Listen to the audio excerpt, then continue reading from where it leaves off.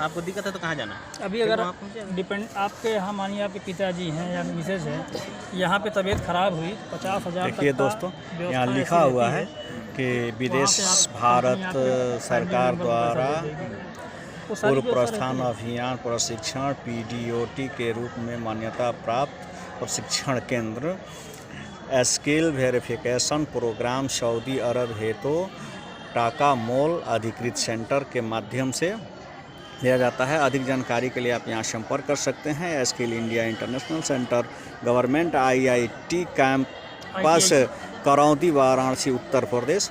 और ये online register के लिए देखिए यहाँ आपको दिया हुआ है, बारकोड दिया हुआ है, इससे भी आप जानकारी हासिल कर सकते हैं। और इनका ईमेल ID भी देख सकते हैं। यहाँ ईमेल ID है siic-banarsi@NSDCI इंडिया ऑर्गेनाइजेशन, ठीक है। तो और यहाँ इनका वेबसाइट है www.nsdcinternational.com। तो आप देख सकते हैं। और आप लोग जो भी जानकारी लेना चाहते हैं वो हमारे नंबर के भी माध्यम से आप लोग जानकारी ले सकते हैं।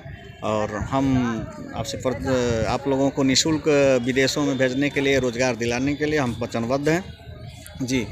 तो हम फिर अगले वीडियो में मिलेंगे, तब तक के लिए धन्यवाद।